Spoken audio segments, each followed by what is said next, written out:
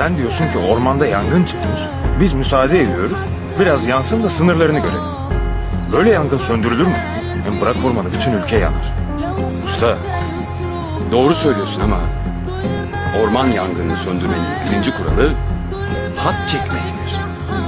Ormanın bütününü kurtarmak için bir kısmını feda etmek zorundasın. Yangını söndürmek için yangın çıkarmak.